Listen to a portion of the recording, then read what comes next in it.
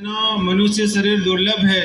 भगवान कृपा करुणा करते तब मनुष्य शरीर देते हैं। शास्त्र में कहा है कि दुर्लभो मानुष देहो देही नाम क्षण भंगुर। दुर्लभ है और क्षण भंगुर है, पता नहीं कब नष्ट हो जाए। हम सभी का परम सौभाग्य है कि हमको मनुष्य का शरीर मिला है, वो भी भारत की पुण्य भूमि में मिला है। उसमें भी सनातन हिंदू के घर में जन्म हुआ है, यह हमारा अहो भाग्य है। अगर सनातन हिंदू के घर में जन्म न होता, भारत की पुण्य भूमि में जन्म न होता, तो क्या इस प्रकार से उत्सव मनाते? क्या इस प्रकार से भगवान राधा कृष्ण की, रामदेव जी महाराज की प्राण प्रतिष्ठा करते? क्या इस प्रकार से शाम को अलग अलग प्रतिदिन भजन संध्या को सुनते? नहीं सुनते। पर यह हमारा सौभाग्य है। पर प्रभु ने दिया है करुणा कृपा करके। कबहु करुणा कर नर्तन देही देत ईश बिनु हेतु स्नेही। ये जीव अनेक योनियों में भटकता है। इसको शरीर बदलते समय अतिशय पीड़ा होती है। उस समय भगवान से प्रार्थना करता है कि प्रभु अब की बार हमको मनुष्य का शरीर दे दो।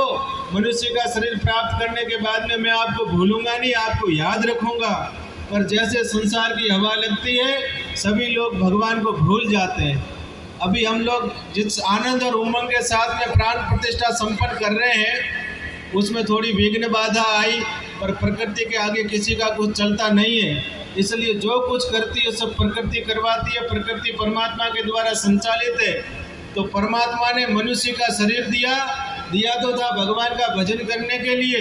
पर हम लोग यहाँ पर आकर के मेरे तेरे में उलझ गए और भगवान को भूल गए। ये प्राण प्रतिष्ठा क्यों की जाती है? भगवान के मंदिर क्यों बनाए जाते हैं? हम सभी लोग सनातन धर्मावलंबी है। हमारे यहाँ पर 5 देवों की पूजा पद्धति है, जिसमें सूर्य, शक्ति, गणेश, विष्णु और महेश, इनके सारे अवतार होते हैं। वो क्यों मंदिर बनाए जाते हैं? क्योंकि हमारा कोई आस्था का केंद्र हो, जहाँ पर हमारी कहीं चित्त टिके। हम चित्त को टिकाएंगे कहाँ? उसके लिए भगवान के मंदिर बनाए जाते हैं। पर आप सभी लोग विराजे हो, जिस भाव से और समर्पण से भगवान की प्राण प्रतिष्ठा कर रहे हो, उसी भाव और समर्पण से प्रतिदिन मंदिर में भगवान के दर्शन करने जाना। पर अधिकतर देखा जाता है खूब उमंग उत्साह से प्रतिष्ठा करते हैं, लाखों रुपया उसमें खर्च करते हैं, पर कभी मंदिर में जाते नहीं दर्शन करने। तो मंदिर किसके लिए बनाया था? क्या अहंकार को बढ़ाने के लिए बनाया? क्या प्रदर्शन करने के लिए बनाया? काय के लिए बनाया? हमने अपने दर्शन करने के लिए बनाया, पर मंदिर में दर्शन करने नहीं जाते। शाम को आरती होती है, गांव के छोटे लोग बैठे रहते हैं, पर जैसे आरती की घंटी बजेगी तो धोती घेर घेर के घर चले जाएंगे, पर कोई मंदिर में नहीं जाएगा। अपने छोटे बच्चों को मंदिर में लेकर के नहीं जाते हो, अपने परिवार को मंदिर में लेकर के नहीं जाते हो। मंदिर में पुजारी जी आरती कैसे करते, मंदिर में भोग कैसे लगाते, वो हम देखते ही नहीं है। सत्य बात आपके सामने निवेदन कर रहा हूँ। सज्जनों, हम सभी सनातन धर्मावलंबी है। हमारे यहाँ पर पूजा का विधान है, पूजा का, आराधना का, उपासना का। ये सब किसके लिए? भगवान की प्रसन्नता के लिए। हम दान क्यों करते हैं? हम पुण्य क्यों करते हैं? हम तीर्थ क्यों करते हैं? गंगा नहाने क्यों जाते हैं? गौ सेवा क्यों करते हैं? ये सब इसका करने का कारण क्या है? उसके मूल में एक ही है कि भगवान का प्रेम मिल जाए, भगवान की प्राप्ति हो जाए। भगवान से मिलेंगे, भगवान की प्राप्ति हो जाएगी, प्रभु का प्रेम प्राप्त हो जाएगा, तो जन्म मरण के चक्कर से छूट जाएंगे। ये मनुष्य शरीर है, जन्म मरण के छूटने का दरवाजा है। मौज शौक के लिए नहीं मिला। अगर मौज शौक में लगा दोगे, इसको बर्बाद करोगे, तो भगवान दोबारा मनुष्य नहीं बनाएंगे। क्या इस प्रकार के उत्सव पशु पक्षी कर सकते हैं? क्या भगवान का नाम का गुणगान पशु पक्षी कर सकते हैं? क्या भगवान की लीलाओं के दर्शन पशु पक्षी कर सकते हैं? क्या तीर्थाटन पशु पक्षी कर सकते हैं? क्या भगवान की प्राण प्रतिष्ठा पशु पक्षी कर सकते हैं? क्या बड़ों का सम्मान पशु पक्षी कर सकते हैं? ये कोई कुछ नहीं कर सकता, ये केवल मनुष्य कर सकता है। इसलिए मनुष्य भगवान की सर्वोत्कृष्ट कृति है। भगवान को मनुष्य ने अपने जैसा बनाया और किसी भी प्राणी को अपने जैसा नहीं बनाया। इसलिए मनुष्य दुर्लभ का, और मनुष्य शरीर प्राप्त करने के लिए देवता भी भगवान से प्रार्थना करते हैं कि मानव का शरीर मिले, भारत की पुण्य भूमि में मिले। क्योंकि भारत की पुण्य भूमि में मिलेगा तो सत्कर्म करेंगे, भारत की पुण्य भूमि में मिलेगा तो तप करेंगे, भारत की पुण्य भूमि में मिलेगा तो भगवान की आराधना करेंगे, भगवान की उपासना करेंगे, भगवान की लीलाओं का गुणगान करेंगे, भगवान की लीलाओं के दर्शन करेंगे और अंत में भगवान में विलीन हो जाएंगे। इसलिए मनुष्य शरीर सज्जनों दुर्लभ मनुष्य शरीर से लाभ प्राप्त करो। पर दुर्लभता का पता लगेगा कैसे? दुर्लभता का पता लगेगा सत्संग में जाने से। सत्संग में बैठोगे तो मनुष्य शरीर क्यों मिला है, मनुष्य शरीर प्राप्त करके मुझे क्या करना चाहिए, मनुष्य शरीर प्राप्त करने का हेतु क्या था, ये सत्संग में बैठेंगे तो पता लगेगा, नहीं तो सच में पता नहीं लगेगा। मैं जहाँ भी जाता हूँ बात करता हूँ संस्कारों की। माताओं बहनों विराजियों, आपको एक निवेदन कर देता हूँ कि आप अपने बच्चों को संस्कार दीजिए। आज संस्कारों की क्या स्थिति हो रही है, आप ईमानदारी से बताना। जितने लोग विराजे हो, कभी उठ के अपने माता पिता को प्रणाम करते हो क्या? शायद ही कोई उठ के अपने माता पिता को प्रणाम करता हो। माता बहनों, ये आपने सिखाया नहीं अपने बच्चों को। अपने बच्चों को बचपन से संस्कार दीजिए। संस्कार की बाजार में नहीं मिलते। अगर संस्कार बाजार में मिलते होते तो सभी लोग संस्कार बाजार से ले आते और अपने अपने बच्चों को उड़ा देते, पहना देते, सभी बच्चे संस्कारवान बन जाते। और संस्कार माँ की गोद से मिलते हैं। सबसे पहले प्रथम गुरु माँ होती है। माँ जैसा चाहेगी ऐसा बच्चा बनेगा। आप चाहो कि मेरा बच्चा ध्रुव प्रहलाद जैसा बने, आप चाहो कि मेरा बच्चा महाराणा प्रताप शिवाजी जैसा बने, आप चाहो कि मेरा बच्चा भगवान रामकृष्ण जैसा बने, तो अपने बच्चों को बचपन में संस्कारवान बनाओ। सुबह उठ के माता पिता को प्रणाम कराओ, सुबह उठ के बड़े बुजुर्गों को प्रणाम कराओ। पर ये कोई ध्यान अभी नहीं दे रहा है। सभी अपने बच्चों को स्मार्ट बनाना चाहते हैं, पर अपने बच्चों को संस्कार बनाने के लिए, कोई संस्कारवान बनाने के लिए कोई प्रयास नहीं करता है। अगर संस्कार न हो मानव में, तो आप सभी बताइए, क्या मानव और पशु में कोई अंतर है क्या? केवल संस्कार ही मानवता और पशुता को अलग करते हैं। संस्कारवान मनुष्य बड़ों का सम्मान करेगा, संस्कारवान मनुष्य भगवान का भक्त होगा, संस्कारवान व्यक्ति सेवा करेगा, संस्कारवान व्यक्ति माता पिता की सेवा करेगा, संस्कारवान व्यक्ति गौ माता की सेवा करेगा। और संस्कार नहीं होगा तो सज्जनों कुछ नहीं करेगा। संस्कार नहीं होगा तो चौटे पे खड़ा रह के आपको बदनाम जरूर करेगा। इसलिए अपने बच्चों को संस्कार देना। मैं जहाँ भी जाता हूँ बात निवेदन करता हूँ कि माँ बाप का कर्जा संसार में कोई उतार सकता नहीं। कोई उतार सकता तो बता दो। माता पिता कह दो या भगवान कह दो, दो नहीं एक ही है। इसलिए माता पिता की सेवा करना, तो संस्कार दोगे तो बड़ा होकर के माँ बाप की सेवा करेगा, और संस्कार नहीं दोगे तो बड़ा होकर माता पिता की सेवा नहीं करेगा। शास्त्र में कहा गया है कि अपने चमड़े की जूती बना के माँ बाप को पहना दो तो भी माता पिता का कर्जा नहीं उतरता है। एक पिता का 100 गुना कर्जा होता है, तो एक माँ का 1000 गुना कर्जा होता है। 1000 गुना कर्जा। माँ का कर्जा कोई उतार सकता है क्या? पिता का कर्जा कोई संसार में उतार सकता है क्या? कोई नहीं उतार सकता।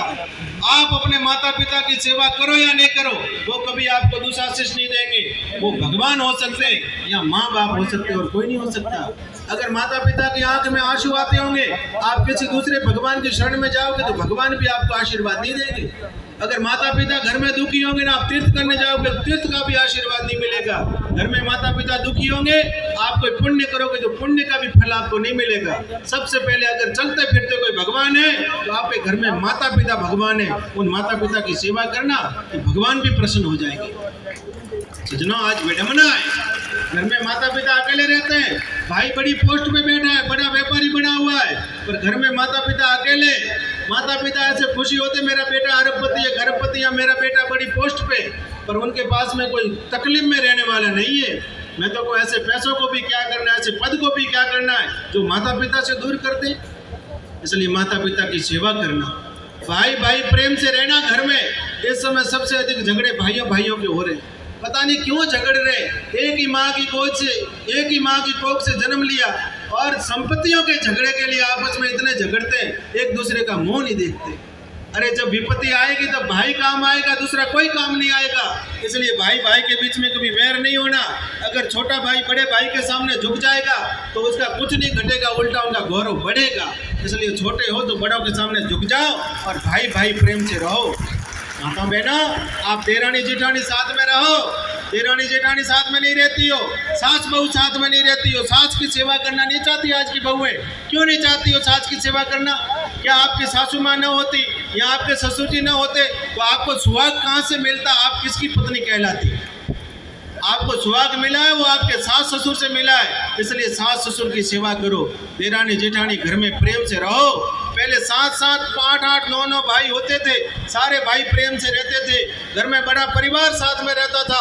पर आज क्या विडंबना होगी, परिवारों का विखंडन हो रहा है, परिवार सब टूट रहे हैं। उसका कारण क्या है? उसका कारण मुझे तो एक ही समझ में आया है कि पहले संस्कार थे, अभी संस्कार विलुप्त हो रहे हैं, इसलिए सब चीज़ें हो रही है। इसलिए बच्चों को संस्कार दो।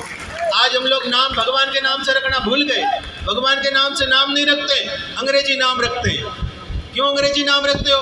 भगवान के नाम से नाम रखोगे तो दिन में 20 बार 5 बार पुकारोगे तो भगवान का नाम आएगा, पर नहीं, अंग्रेजी नाम रखेंगे। अंग्रेजी नाम रखने लग गए, अंग्रेजी कपड़ा पहनने लग गए, अंग्रेजी बाल कटाने लग गए, अंग्रेजी भोजन करने लग गए। करोड़ों वर्षों पुरानी हमारी भारतीय संस्कृति थी, उस संस्कृति को हम भूल गए। उसी का परिणाम हो रहा है कि आज बेटा बाप की सेवा नहीं करना चाहता, भाई भाई के साथ में रहना नहीं चाहता। ये सब क्यों हो रहा है? क्योंकि हम अपने संस्कारों को भूल रहे हैं, इसलिए हो रहा है। सज्जनों, मेरी आपसे प्रार्थना है, मेरा आपसे निवेदन है कि घर में बच्चों को अच्छे नाम दीजिएगा। और इस समय वेशभूषा बिगड़ रही है, जहाँ भी जाते निवेदन करते हैं। इस समय आप बेटियाँ, अभी तो आप कार्यक्रम में विराजी हो, अधिकतर बेटियाँ बाहर रहते हो, जीन्स पैंट और टी शर्ट अपनी बेटियों को पहनाती हो। सभी माँ विराजी हो, जीन्स और टी शर्ट अगर माताओं बहनों की वेशभूषा होती तो सारे घर में माताओं बहनों जीन्स पैंट और टी शर्ट पहनो, अच्छा लगे तो खूब पहनना। वहाँ पर हमारे आश्रम में बेटियाँ आती है कोई जीन्स पैंट टी शर्ट पहन के, मैं उनको अपने हाथ से प्रसाद भी नहीं देता हूँ। मैं उनको कहता हूँ कि अगर तुम्हारी वेशभूषा ये है, घर में जाकर के तेरी दादी माँ को पहनाना, तेरी माता जी को पहनाना, अच्छा लगे तो पूरा परिवार पहनना, पर नहीं है वेशभूषा हमारी। ये वेशभूषा लड़कों की है, पुरुषों की है। अगर पुरुष लोग आपकी वेशभूषा धारण कर ले तो सभी उनको क्या कहेंगे? आप लोग अगर वेशभूषा महिलाओं की पहनो तो आपको सब हिजड़ा कहेंगे, पुरुष भी कोई नहीं कहेगा। इसलिए जिसको जो शोभा दे वो वेशभूषा पहननी चाहिए। मेरा उदाहरण देता हूँ, अगर मैं साधु हूँ, आपके बीच में आया हूँ, आप मुझे कोई नहीं जानते हो, मेरे अंदर दुर्गुण होंगे, लाखों दुर्गुण होंगे, और इस वेश में आया हूँ, आप मुझे साधु कह करके ऊपर बैठाए हो, और मेरे अंदर कोई साधु का गुण न हो, वेश पहना हुआ इसलिए आप सम्मान कर रहे हो, और मैं साधु हूँ, सारे मेरे अंदर साधु के गुण हो, मैं जीन्स पैंट और टी शर्ट पहन के आता, कोई मेरा सम्मान करता क्या? सब कहते हैं कोई जीन्स पैंट टी शर्ट पहने बाल बढ़ा हुआ कोई आदमी आया था, कोई साधु भी नहीं कहता। ये वस्त्र का प्रभाव है। आप लोग अभी सिनेमा हॉल में सिनेमा देखने जाओ, आपको कोई नहीं कहेगा कि सिनेमा देखने क्यों आए हो, और मैं चला जाऊँ सिनेमा हॉल में तो सब मुझे देखेंगे, बाबू जी कोई बुद्धि खराब हुई जटे आया है। ये वेश का प्रभाव है, जीवन में वेश का बड़ा प्रभाव पड़ता है। इसलिए बेटियां, हम आपके संरक्षक हैं, हम आपके गार्जियन हैं, हम आपके गुरु हैं, हम आपके पिता तुल्य। इसलिए हम आपको निवेदन करते हैं कि इस समय वेशभूषा अच्छी पहनो। और माता बहनों, आप लोग आंख मिचती हो, इस समय संक्रमण काल चल रहा है, इस समय बहुत सारी, क्या कहें, अभी आपने केरला स्टोरी देखी होगी। ऐसी घटना क्यों घटती है? क्योंकि माता पिता अपनी बेटी पर ध्यान नहीं देती है। माता पिता का कहीं न कहीं माँ आँख मिचती है, इसलिए ऐसी दुर्घटना घटती है, जिसके कारण पूरे परिवार को नीचे देखना पड़ता है, जिसके कारण समाज को नीचे देखना पड़ता है, जिस गांव में रहते उस गांव को नीचे देखना पड़ता है। अरे बेटियां, आप जिस माँ की गोद में खेली हो, जिस माँ ने आपको पाल पोछ के बड़ा किया है, एक माँ के जब बच्चा गर्भ में आता है उसको कितनी पीड़ा होती होगी, और जब माँ जन्म देती है उस समय शरीर की 20 हड्डियाँ एक साथ टूटे, इतनी पीड़ा माँ को होती है। वो खिला पिला के 20 साल तक पाला है। जब ऐसा कोई घटना घटती है, माता पिता सामने जाते हैं तो बेटी कहती है कि मैं तो आपको जानती ही नहीं। उस समय माँ बाप के हृदय में क्या बीतती होगी, ये कभी विचार करना। और ऐसे गलत रास्ते पे कौन जाता है? जिसके अंदर संस्कार नहीं होते वो ऐसे गलत रास्ते पर जाते हैं। जिसके अंदर संस्कार होंगे वो 7 बार विचार करेगा कि मैं ऐसा गलत कदम उठाऊंगी तो मेरे पिता के हृदय में क्या बीतेगी, मेरी माँ के हृदय में क्या बीतेगी। इसलिए बच्चों को संस्कार दो, ये मैं आपसे निवेदन करता हूँ। और घर में धार्मिक ग्रंथ रखो, गीता रामायण भागवत जी ग्रंथ रखो। और आजकल तो खूब महापुरुषों की वाणियाँ आती हो, सत्संग सुनो। माताओं बहना, आप अपने घर को स्वर्ग बनाना चाहती हो, आप चाहो कि मेरा घर वैकुंठ बने, प्रतिदिन घर में भगवान नाम संकीर्तन करो, प्रतिदिन घर में नाम जप करो, सुबह शाम आरती करो, अपने बच्चों को साथ में लेकर के आरती करो। घर में जो भोजन बनाती हो भगवान को भोग लगा के भोजन करो। और खुले केच भोजन नहीं बनाना, चप्पल पहन करके रसोई में नहीं जाना, अपवित्र अवस्था में रसोई में नहीं जाना। इस प्रकार से नियम पालन करोगे, आपके घर में सदा सर्वदा शांति रहेगी, समृद्धि रहेगी, घर में भगवान का निवास होगा। वो आपके ऊपर निर्भर करता है। माता बहना, आप घर की रीढ़ की हड्डी हो। बहुत सारी माता बहनें बड़े बड़े नाखून रखती है, बेटियां भी बड़े बड़े नाखून रखती है। आप क्या करना चाहती हो? इतने बड़े नाखून किसके थे? रामायण महाभारत देखी होगी, सबसे ज्यादा गंदगी नाखूनों में रहती है। इसलिए नाखून रखती हो, पता नहीं क्या क्या मुंह पे पॉलिश लगाती रहती हो, कितना रुपया उसमें बर्बाद करती हो, कितना गंदा होता है। अगर अच्छा चेहरा बनाना ही है, गौ माता का घी लगा दो, मुल्तानी मिट्टी लगा दो, खूब अच्छा चेहरा हो जाएगा। माँ बहन को तो वैसे ही भगवान ने खूब सौंदर्य दिया है, ऊपर से बनावट करने की कोई जरूरत ही नहीं है। आप रीढ़ की हड्डी हो परिवार की, अगर आप सुधर जाओगे, आप अपना चाहोगे कि मेरा घर वैकुंठ बने, तो आपका घर वैकुंठ बन जाएगा। सजना, अब आपके ऊपर भी बात आती है, आप लोग खूब सारा रुपया इधर उधर बर्बाद करते हो। माता बहनों की बात आती है, खूब तालियां बजाते हो, अपने में कितनी कमियां हैं। आप लोग बाल कैसे कटवाते हो? सभी युवा बैठे हो, जैसे बकरियों को पहले काटते थे, ऐसे माथों में डिजाइने बनाने लग गए। पहले ऊँटों को जैसे बनाया जाता था, ऊँटों पे डिजाइन, ऐसे आज के लड़के वो डिजाइने बनाने लग गए। पहले गरीबी में फटा हुआ कपड़ा पहनते थे, आज गरीबी क्या अमीरी में लोग फटा हुआ कपड़ा पहनते हो। क्या समाज में दिखाना चाहते हो आप लोग? और बड़े बुजुर्ग बिराजे हो, आप लोग कितना रुपया नशा में बर्बाद कर देते हो। बड़े बड़े नशे करते हो, बीड़ी पीते हो, गुटखा खाते हो, अफीम खाते हो, डोडा पीते हो। और यहाँ भी मुझे लगे कि सार्वजनिक रूप से अफीम बीड़ी चलता होगा, और वो भी संस्था की ओर से चलता होगा। ईमानदारी से बताना, जहाँ धर्मादा दिया जाता है वहाँ क्या कभी उससे नशा किया जाता है क्या? मुझे आप 100 रुपया दो और मैं किसी को बीड़ी पिलाऊंगा तो मुझे अपराध लगेगा नहीं लगेगा? तो जहाँ धर्मादा दिया जाता है, धर्मादा का अफीम पीते हो, धर्मादा का डोडा पीते हो, धर्मादा की चाय पीते हो, धर्मादा की बीड़ी पीते हो, तो भला होगा कि बुरा होगा, ये विचार करना आप। मैं तो आपसे निवेदन ही कर सकता हूँ। पर धार्मिक आयोजन हो कहीं भी, सामाजिक आयोजन हो कहीं भी, वहाँ पर ये प्रण लीजिएगा कि वहाँ सार्वजनिक रूप से कहीं नशा नहीं चलेगा। समाजों में नशाबंदी होनी चाहिए। हम कितना रुपया नशा में बर्बाद कर देते हैं, कभी कल्पना करिएगा आप। उस नशा का पैसा बचा करके गौ माता की गौशाला में लगाया होता, जब तक गौ माता विराजती, आपको आशीर्वाद देती, चारा खा के आपको आशीर्वाद देती, पिया और फूंक दिया, खाया और थूक दिया, पाया क्या? इस पर विचार करना चाहिए सभी लोगों को। गांव में बहुत स्थिति होती, मैं तो कई बार निवेदन करता हूँ कि आपको अपने बच्चों पे दया नहीं आती। आपके बच्चे कितने मुश्किल से रुपया कमाते हैं, चोटी का पसीना एड़ी तक आता है तब रुपया आता है, और वो भी आप ऐसे फूंक देते हो नशे में। इसलिए सजना, किसी भी समाज को आगे बढ़ना हो, किसी को भी उन्नति के पथ पर आगे बढ़ना हो, उनको सबसे पहले व्यसन मुक्त होना पड़ेगा।